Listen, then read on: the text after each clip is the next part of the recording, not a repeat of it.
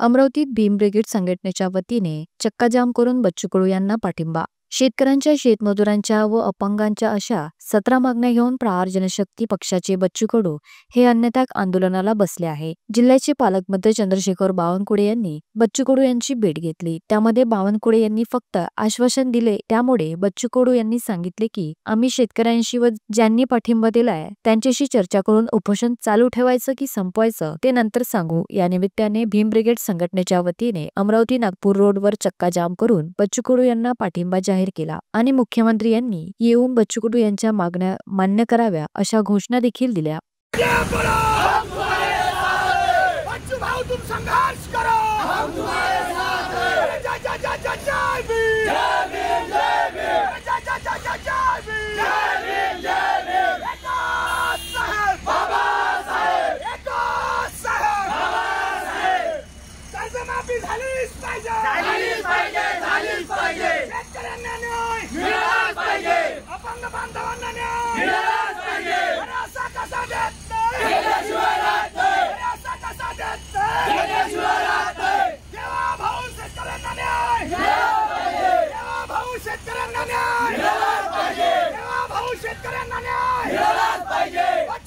संघर्ष करो, हम तुम्हारे साथ हैं। भीम ब्रिगेड संघटनेचा बच्चू भाऊ तुम संघर्ष करो, हम तुम्हारे साथ हैं। जय जय जय जय जय भीम, जय भीम जय भीम, जय जय जय जय जय भीम, जय भीम जय भीम, जय जय जय जय जय भीम, जय भीम जय भीम।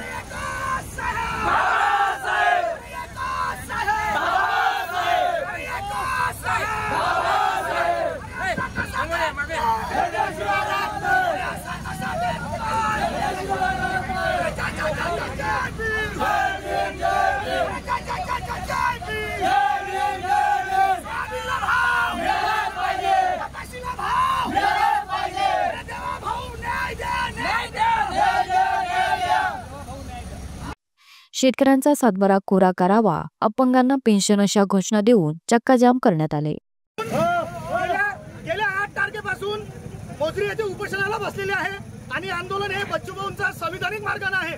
त्या समानार्थ भीम ब्रिगेड महाराष्ट्र संघटनेचा आम्ही त्यांना पाठिंबा म्हणून आज मोठ्या प्रमाणात इथे आंदोलन करत आहे आणि जोपर्यंत आज तिथे या काल बावनकुळे साहेब आले पण त्यांनी या आंदोलनाचा निर्णय घेतला नाही, म्हणून आज भीम ब्रिगेड महाराष्ट्र संघटनेने हा पवित्रा उचललेला आहे की जोपर्यंत शेतकऱ्यांना न्याय मिळत नाही आणि जोपर्यंत अपंग बांधव असतील, महिला, विधवा महिला असतील यांना मानधन 6000 ते 7000 होत नाही तोपर्यंत आम्ही या ठिकाणी हटणार नाही। आणि देवेंद्र भाऊ फडणवीस यांनी तात्काळ आज मुख्यमंत्री यांनी आज तात्काळ बच्चू भाऊ यांच्या पेंडॉलला भेट द्यावी, अन्यथा आम्ही या ठिकाणी उठणार नाही।